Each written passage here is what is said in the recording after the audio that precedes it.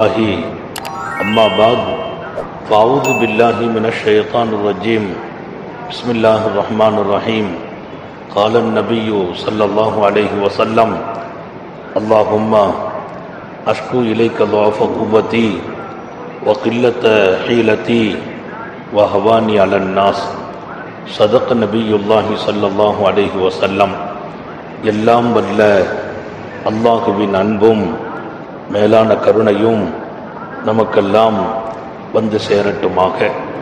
நமது உயிரினும் மேலான கண்மணி நபிகள் நாயகம் ஸல்லல்லாஹு அலைஹி வஸல்லம் அவர்களின் அன்பையும் ஷஃபாஅத்தையும் பெறுவதற்கு அல்லாஹ் நம் எல்லோருக்கும் தௌஃபீக் செய்வானாக.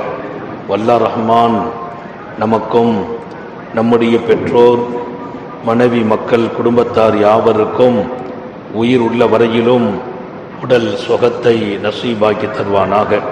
மருத்துவமனை கஷ்டம், அதன் சிரமம், செலவுகளிலிருந்து நிரந்தரமான பாதுகாப்பை அல்லாஹ் நம் எல்லோருக்கும் கொடுத்தருள் புரிவானாக. வானம் பூமியினுடைய ஆபத்துகளை விட்டும், முசீபத்துகளை விட்டும், கெட்ட முடிவுகளை விட்டும் நம்மையும் நம் குடும்பத்தையும் பாதுகாத்து அருள் புரிவானாக. அவனுடைய படைப்புகளின் தீங்குகள் அனைத்திலிருந்தும் நம்மையும் நம் சமூகத்தையும் காத்தருள் புரிவானாக.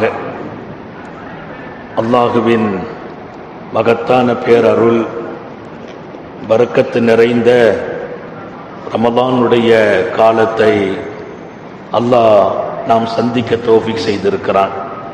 உண்மையில் வாழ்க்கைக்கு கிடைத்த ஒரு பொற்காலம்தான் ரமலான்.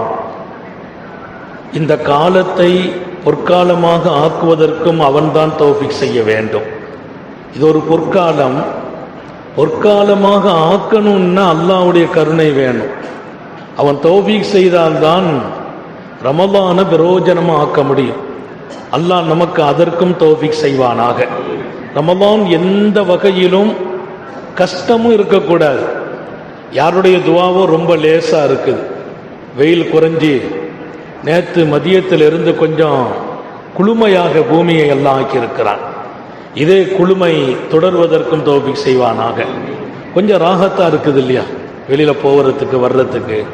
சங்கை மிக்கவர்களே, அல்லாஹ் இந்த உலகத்தை தாருல் பலாயி ஒல் இம்திஹான், இந்த உலகத்துக்கு ஒரு பேர் வைத்திருக்கிறான். இது சோதனை கூடம் என்று ஒரு பேர் வச்சிருக்கிறான். இந்த உலகமே சோதனை கூடம்.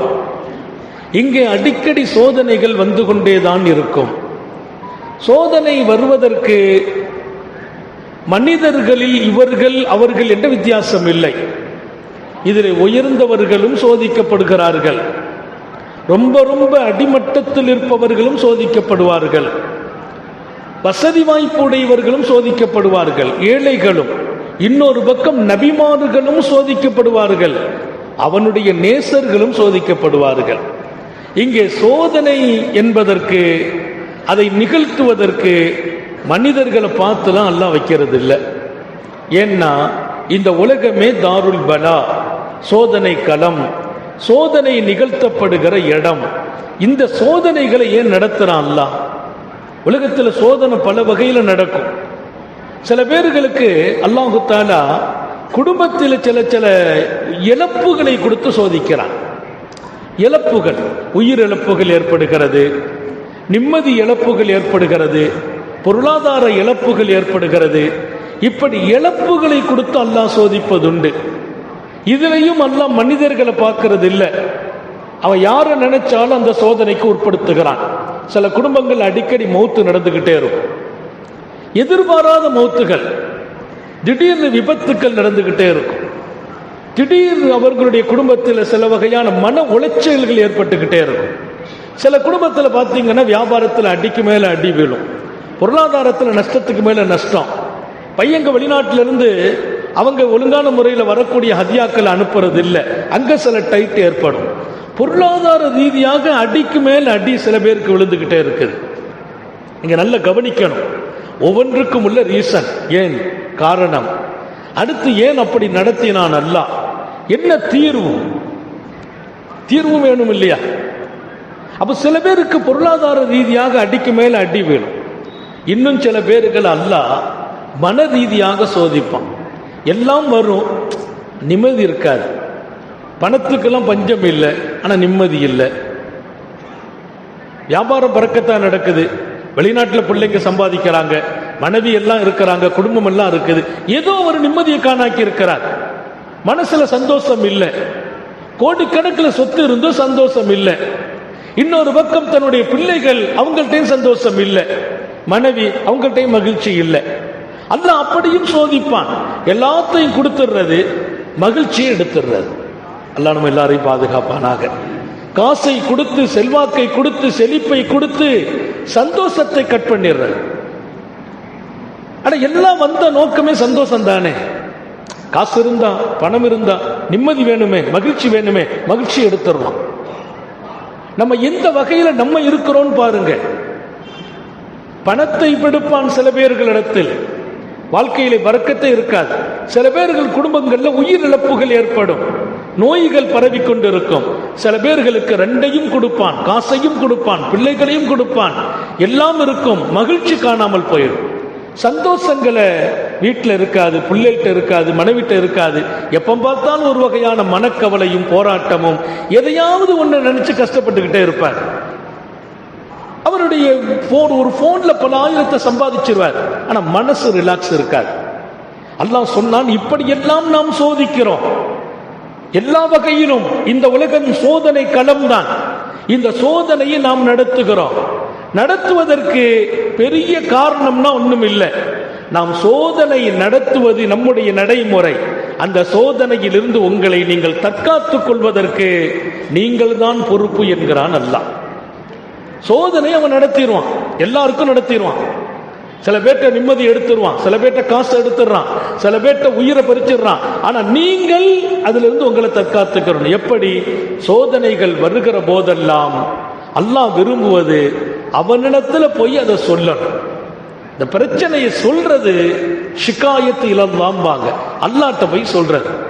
நான் இப்படி கஷ்டப்படுறேன் அல்லாஹ், எனக்கு இப்படி சோதனை வந்துகிட்டே இருக்குது, குடும்பத்தில் இழப்பு ஏற்பட்டுக்கிட்டே இருக்குது, மனசுல போராட்டம் நடந்துகிட்டே இருக்குது என்று நீங்க அல்லாஹ்ட்ட சொல்லணுங்கிறாங்க நபிகள் நாயகம் ஸல்லல்லாஹு அலைஹி வஸல்லம். எந்த விஷயம் நடந்தாலும் அல்லாஹ்ட்ட பேசணும். அவன் சொல்கிற அந்த நடைமுறையை நாம் உண்டாக்கி கொள்ளணும். எந்த விஷயம் நடந்தாலும் இன்னைக்கு நம்ம எல்லாத்தையும் சொல்வோம், அல்லாஹ்ட்ட சொல்றது இல்லை. எல்லாத்தையும் சொல்றோம். தம்பிக்கு சொல்றோம், விஷயம் தெரியுமா நேற்று ரொம்ப கஷ்டமா போச்சுப்பா. மனைவிக்கு சொல்றோம், விஷயம் தெரியுமா நேற்று போனோம், வியாபாரம் ரொம்ப நஷ்டம். அல்லாஹ்ட்ட சொல்றது இல்லை, மனைவிட்ட சொல்றோம், பிள்ளைகிட்ட சொல்றோம், அண்ணன் தம்பிகள்கிட்ட சொல்றோம், நண்பர்கள்ட்ட சொல்கிறோம். நடக்கக்கூடிய பிரச்சனைகளை, சூழ்நிலைகளை, நெருக்கடிகளை நண்பர்களினுடைய மட்டங்களிலே, குடும்பங்களின் மத்தியிலே, பிள்ளைகளுக்கு மத்தியிலே, உறவுகளுக்கு மத்தியிலே பேசுகிறோம். அல்லாஹ்ட்ட போய் சொல்றது இல்லை. காத்தமுன் நபியின் ஸல்லல்லாஹு அலைஹி வஸல்லம் நபிமார்களின் வாழ்க்கையை நமக்கு சொல்லித் தருகிறார்கள். சின்னம் சிறும் சங்கடங்கள் வரும்போதெல்லாம் அல்லாஹ்ட்ட போய் பேசுறாங்க. பெருமானார் ஸல்லல்லாஹு அலைஹி வஸல்லம் இன்றைக்கு வாசித்த ஹதீஸ், நபி பெருமானாருக்கு மிகப்பெரிய கஷ்டம். எதிரிகள் அடிச்சிட்டாங்க, காலில் ரத்தம் வலியுது, பெருமானாருடைய காலில் ரத்தம் வலியுது. பெருமானாரால் எழுந்திருக்க முடியல. நபியை தூக்கி நிறுத்துறாங்க. தூக்கி நிறுத்தி பெருமானாரை நடக்க வைத்து அடிச்சாங்க. எங்கே நடக்கிறது? தாயிஃபிலே. வல்லல் நபி ஸல்லல்லாஹு அலைஹி வஸல்லம் காயப்பட்டு கஷ்டப்பட்டு அவங்கள பார்த்து மேலே ஒருவர், நபி அவங்க ரொம்ப கஷ்டப்படுறாங்கன்னு பழங்களை கொண்டு கொடுத்து விடுறார். அந்த பழங்களை சாப்பிடுவதற்கு முன்பு பெருமானார் அந்த மரத்தடியில் உட்கார்ந்து சொன்னார்களாம், அல்லாஹும்ம அஷ்கு இலைக்க தோஃப குவத்தி, அல்லாஹ் என்னுடைய சக்தி பலகீனமாகிவிட்டது, என் சக்தி பலகீனமாச்சு. என் தந்திரம் எல்லாம் குறைந்து விட்டது. வஹவானி அலன்னாஸ், இந்த மக்களுக்கு நான் ரொம்ப லேசாகி விட்டேன். எவ்வளவு சாதாரணமாக்கிட்டாங்க, தூக்கி நிறுத்தி அடிக்கிறாங்க. என் சக்தி எங்க போச்சு? எல்லாமே முல்லாம போச்சு ரப்பே, என்னுடைய தந்திரத்தை நான் காணாக்கி விட்டேன், உன்னிடத்தில் நான் முறையிடுகிறேன் என்று காத்தமுன் நபியின் ஸல்லல்லாஹு அலைஹி வஸல்லம் அல்லாஹ்ட்ட உட்கார்ந்து பேசுறான். அந்த மரத்தடியில மேலே உள்ளவர்கள் பார்க்கிறார்கள். கன்னி வர்க்கத்தை கொண்டு கொடுக்கிறாரே அவர் பார்க்கிறார். பெருமானார் என்ன பேசுகிறார்கள்? ரசூலே கரீம் ஸல்லல்லாஹு அலைஹி வஸல்லம் ரப்பிடத்தில் தன் பலகீனம், நான் இப்படி அகப்பட்டு இருக்கிறேன், அல்லாஹ் நெருக்கடி ஏற்பட்டு இருக்கிறது, என்னுடைய தீனை சொல்ல முடியவில்லை, என்னை நடமாட விடவில்லை, நடக்க விட மாட்டார்கள், அடிக்கிறார்கள், காயப்படுத்துகிறார்கள், அல்லாஹ்வே எல்லாமே என் பலகீனம்தான் என்றார்கள். அல்லாஹ்ட்ட பேசுறதும் சொல்றதும் எப்படிங்கிறாங்க? நான் பலகீனம், என்னுடைய பலகீனத்தால் இப்படி கஷ்டப்படுகிறேங்கிறாங்க.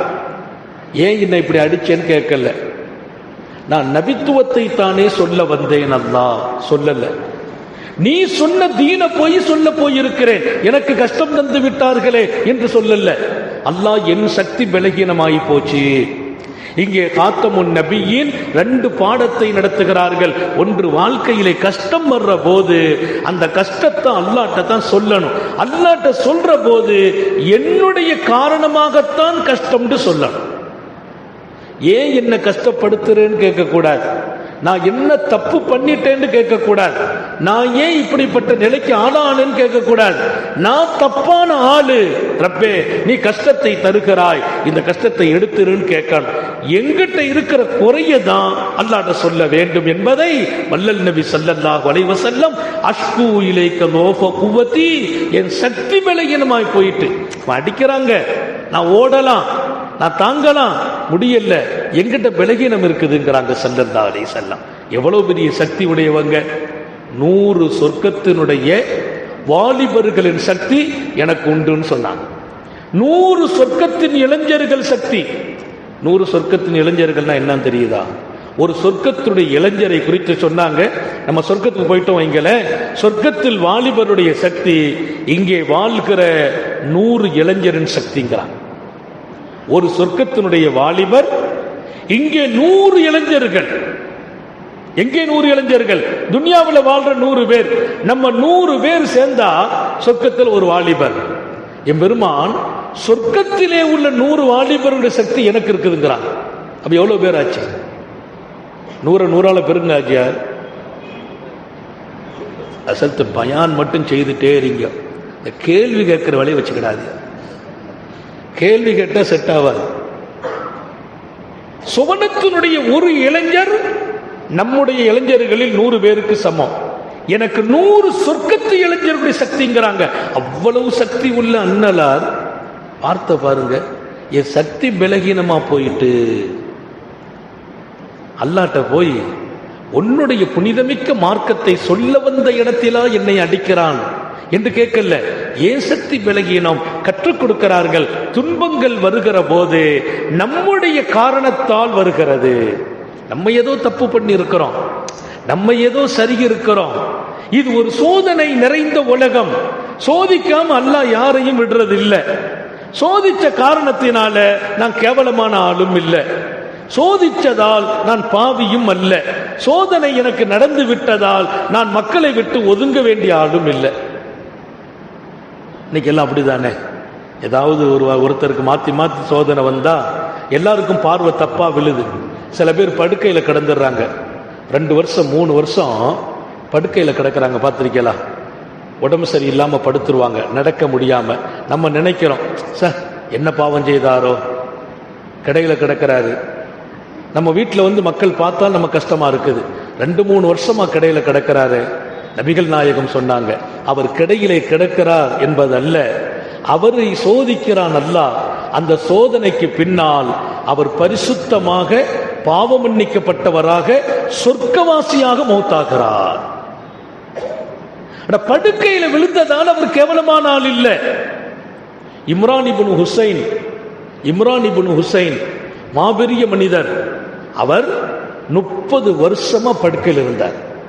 30 வருஷம் பெட்ல, பாத்ரூம் எழுந்திருச்சு உட்கார முடியாது.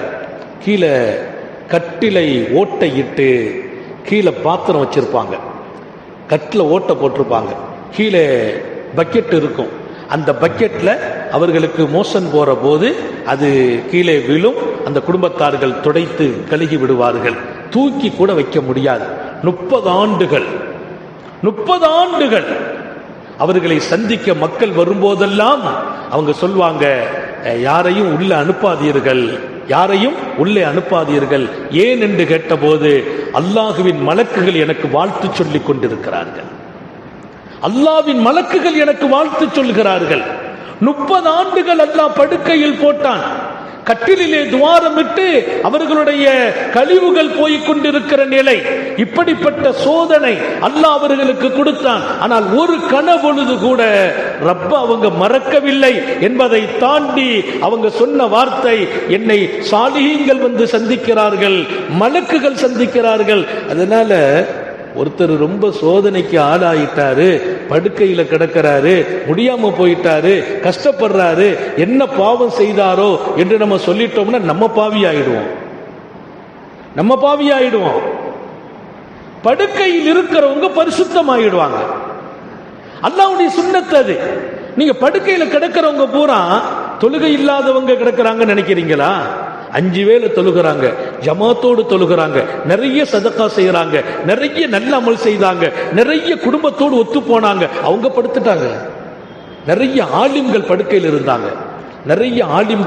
இருந்தாங்க.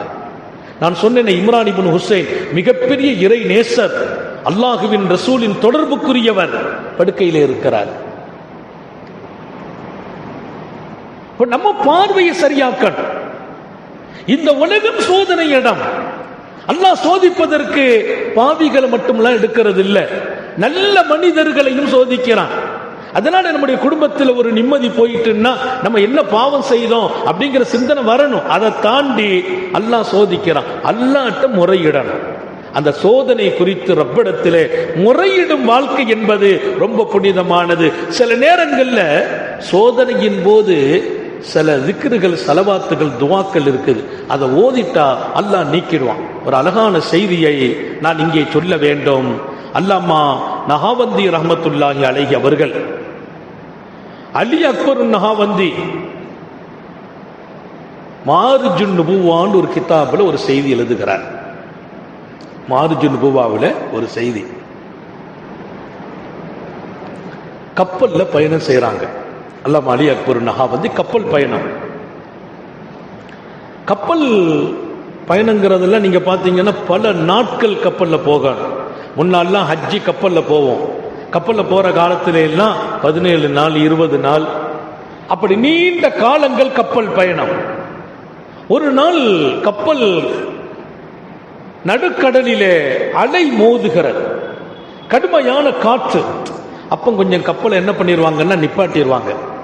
கடுமையான காற்று, கடும் புயல், அப்படி மாறி மாறி ஒரு கட்டத்தில் கப்பல் அப்படி புரட்ட இப்படி புரட்ட, அங்க இருக்கிறவர் இங்கே வந்து விழுகிறார், இங்க இருக்கிறவர் அங்க போய் விழுகிறார். இன்னைக்கெல்லாம் விமானத்தில் நமக்கு பெல்ட் போட்டுருவாங்க. அந்த இதுலையும் கூட சில நேரங்களில் இந்த மேகத்தில் போகும்போது சலசலன்னு சத்தம் கேட்கும். ஒரு கட்டத்தில் நாங்கள் வந்துட்டு இருக்கிற போது கூட திடீர்னு ஃப்ளைட்டினுடைய ஆட்டம் அதிகமாச்சு. ஃப்ளைட்டினுடைய ஆட்டம்.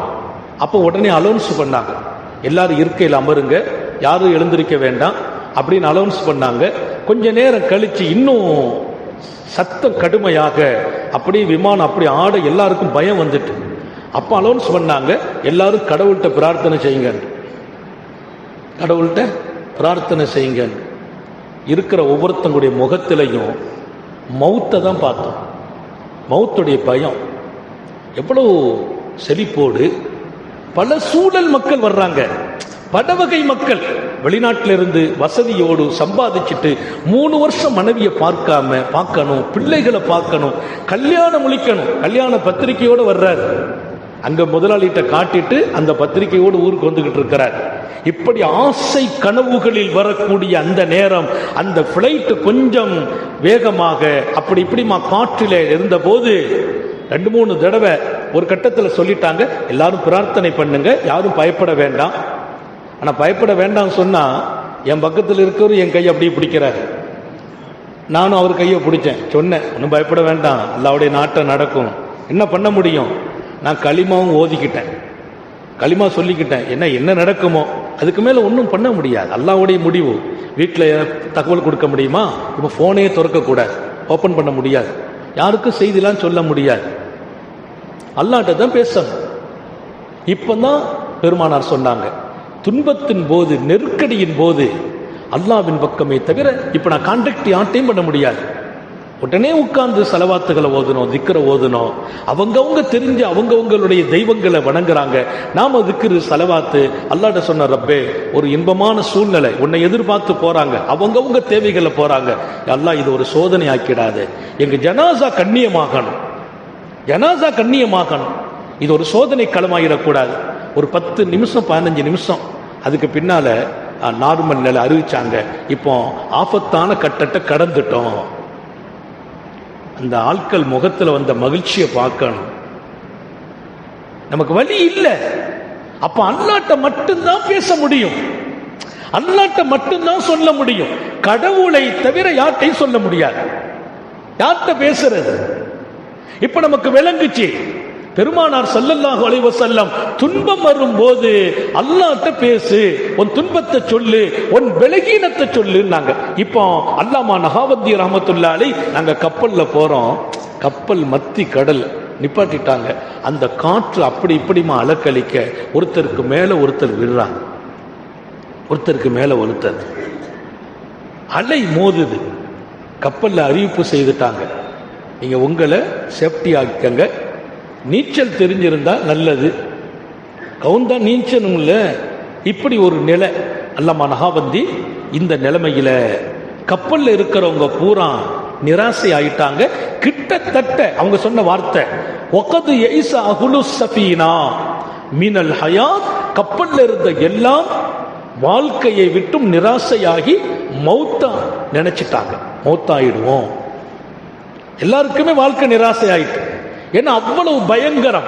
கப்பல் அப்படி இப்படியுமாக அலக்களிக்கப்படுது, ஒருத்தருக்கு மேல ஒருத்தர் விழுகிறார். இதுல பயம் ஒரு பக்கம். இந்த சூழலில் நான் கொஞ்ச நேரம் கவலையில, சில நேரத்தில் தூக்கம் வராது, சில பேருக்கு கவலையில தூக்கம் வரும். கவலை வந்தா சில பேருக்கு தூக்கம் வராது, சில பேருக்கு தூக்கம் வரும். அந்த நேரத்தில் எனக்கு லேசா கண்ணை இருந்துட்டேன். அந்த நெருக்கடியில, அந்த கவலையில கொஞ்சம் கண்ணை பொத்திட்டேன். இவங்க பெரிய மனிதர், அல்லாமா நஹாவந்தி மிகப்பெரிய மனிதர். இந்த செய்தியை மஆரிஜுன் நுபுவான்ற கிதாபில் எழுதுறாங்க. அவங்க வாழ்க்கையில் நடந்த சம்பவம் நான் உங்களுக்கு படிப்பினைக்காக சொல்கிறேன். இந்த உலகத்திலே நாம் பல்வேறு சோதனைகளால் அலக்களிக்கப்படுகிறோம். குடும்ப ரீதியாக, வாழ்க்கை ரீதியாக, பொருளாதார ரீதியாக, நம்முடைய உறவுகள் ரீதியாக மனப்போராட்டங்களால் அலக்களிக்கப்படுகிறோம்.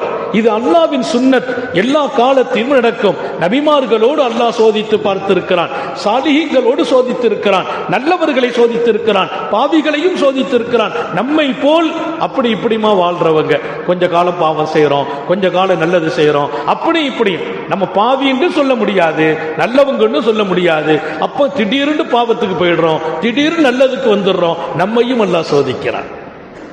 இந்த சோதனைங்கிறது நடக்கும். ஆனால் இப்ப நாம இந்த நேரங்களில் எல்லாம் அல்லாஹ்வை மறக்கிறதோ, அவன்கிட்ட போய் குறை சொல்றதோ, ஏன் என்ன சோதிச்சேன்னு கேட்கிறதோ, அதை தாண்டி அல்லாஹ் நபிமார்களின் வாழ்க்கை பூரா சொல்றான். நாம் ஜக்கரியா நபியை சோதித்தோம், குழந்தை இல்லாமல். ஜக்கரியா என்னிடத்தில் கேட்டார், எப்பே எனக்கு குழந்தை கொடு என்று கேட்டார். அய்யூபை சோதித்தோம், கிட்டத்தட்ட 18 வருடம் அய்யூப் அலைஹிஸ்ஸலாத்தை 18 வருடம் சோதித்தோம்.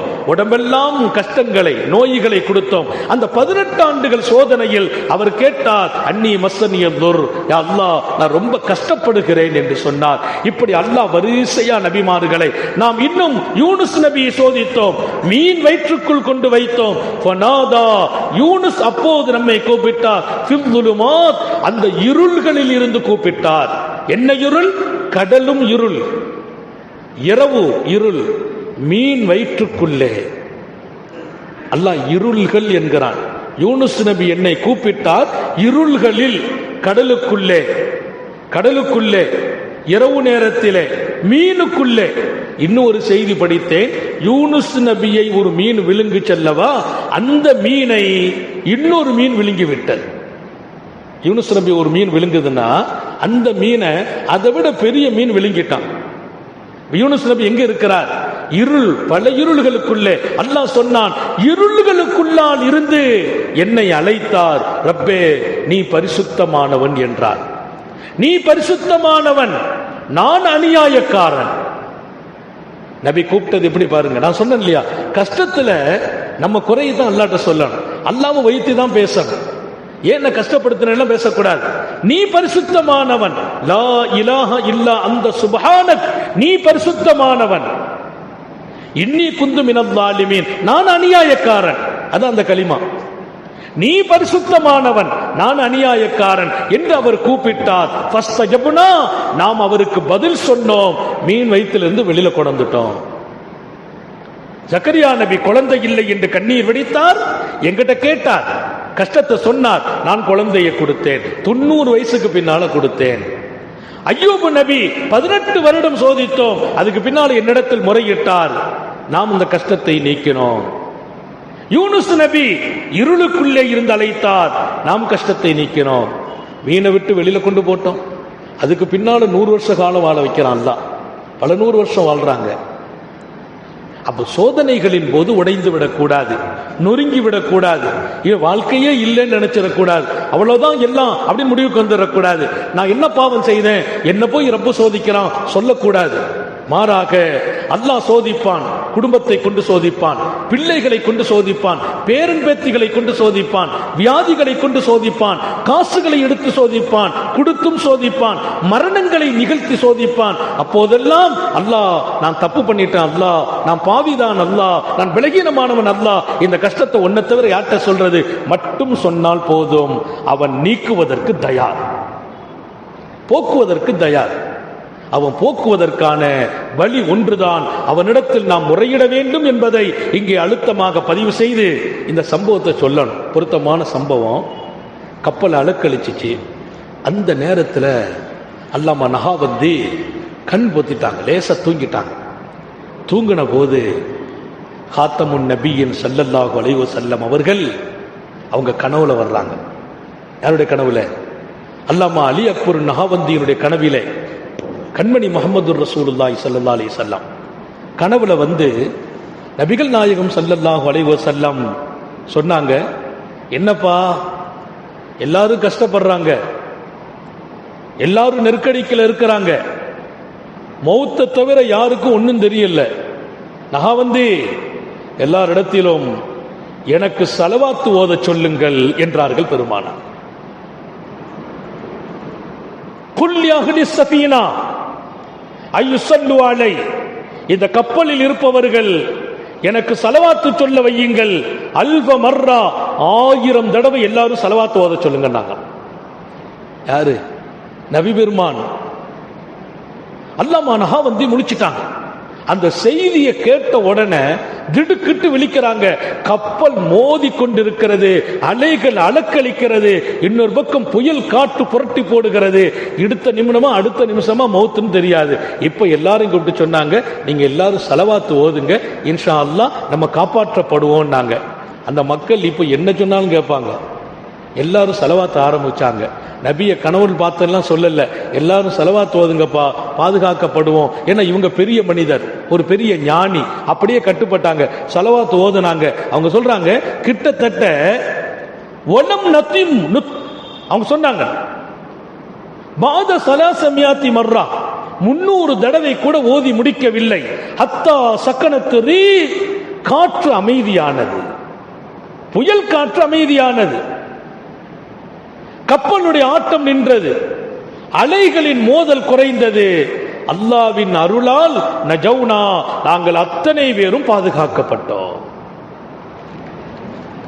சில நெருக்கடிகளை அல்லாஹு ரப்புல் ஆலமீன் புனிதமான ஸலவாத்தின் பரக்கத்தாலும் போக்கி விடுகிறார். அல்லாஹ் நம்ம எல்லாருக்கும் தௌஃபீக் செய்வானாக. குடும்பத்தில் பெரிய போராட்டம் நடக்கும்னா உடனே எல்லாரையும் ஸலவாத்து ஓத வச்சிருங்க. இது பெருமானார் நஹாவந்தியினுடைய கனவிலே கடல்ல தடுமாறுற போது போய் சொல்றாங்க, ஸலவாத்தை ஓதுங்க, நீங்க காப்பாற்றப்படுவீங்க. அவ்வளவு பேருடைய உயிருக்கும் பாதுகாப்பு கிடைத்தது, அத்தனை பேரும் காப்பாற்றப்பட்டாங்க, அலை அடங்கியது, புயல் நின்றது என்று மார்ஜு நுபுவாவிலே இந்த செய்தியை பதிவு செய்து காட்டுவார்கள். என்றால் சோதனை காலம் என்பதை அல்லாஹ்ட்ட தான் சொல்லணும், உலகத்தில் மற்றவங்கள்ட்ட போய் சொல்லக்கூடாது. ஒரே அவர்கிட்ட போய் இவர்கிட்ட போய் சொன்னா என்ன ஆக போகுது? எனவே ரப்பிடத்திலே முறையிடுகிற போது சோதனை நீக்கப்படுகிறது. இன்னொரு பக்கம் சலவாத்துக்களை அதிகமாக்கி விடுவீர்களே ஆனால் நம்முடைய பிரச்சனைக்கு தீர்வு கிடைத்துவிடும். வியாபாரத்தில் நஷ்டம் வந்துகிட்டே இருக்கா, டெய்லி 1000 தடவை சலவாத்து ஓதுங்க. குடும்பத்தில் இழப்புகள் வருதா, டெய்லி 1000 தடவை சலவாத்து ஓதுங்க. மனசு அமைதி வரல, கொந்தளிச்சுட்டே இருக்குது, மன நிம்மதி இல்லை, அதிகமா சலவாத்து ஓதிட்டே இருங்க. நிச்சயமாக அந்த நோவினையில் இருந்து நாம் பாதுகாக்கப்படுகிறோம். அல்லாஹ் நம்ம எல்லாருக்கும் தௌஃபீக் செய்வானாக. கஷ்டங்கள்ல இருந்து பாதுகாப்பானாக, சோதனைகள் இருந்து பாதுகாப்பானாக, கெட்ட முடிவுகளில் இருந்து பாதுகாப்பானாக. ஹயாத்து வரையிலும் அவன் நெருக்கத்தை தேடி வாழச் செய்வானாக. நீண்ட நெடிய நாட்கள் நோய் நொடிகள் இல்லாமல் உடல் ஆரோக்கியத்தோடு மன நிறைவோடு இன்பத்தோடு அல்லாஹுவை நின்று வணங்கி வழிபட்டு வாழும் நசீபையும் பாக்கியத்தையும் எல்லாம் வல்ல அல்லாஹ் உங்களுக்கும் எனக்கும், நம்மை ஈன்றெடுத்த தாய் தந்தையர்களுக்கும், நமது மனைவி மக்கள் உற்றார் உறவினர் யாவருக்கும் கொடுத்தருள் புரிவானாக. நமது உயிரினும் மேலான கண்மணி காத்தமுன் நபியின் சர்க்காரை ஆலம் சுந்தர நபிகள் ஸல்லல்லாஹு அலைஹி வஸல்லம் அவர்களை கனவிலும் நனவிலும் கண்டுகளிக்கும் பெரும் பாக்கியத்தை அல்லாஹ் நம் எல்லோருக்கும் கொடுத்தருள் புரிவானாக என்ற நல்ல துஆக்களோடு உங்கள் எல்லோருடைய துஆவை ஆதரவைத்து என் வார்த்தைகளை நிறைவுபடுத்துகிறேன். வாஹிரு தாவானா அல்ஹம்துலில்லாஹி ரப்பில் ஆலமீன். அஸ்ஸலாமு அலைக்கும் வரஹ்மத்துல்லாஹி வபரகாத்துஹு.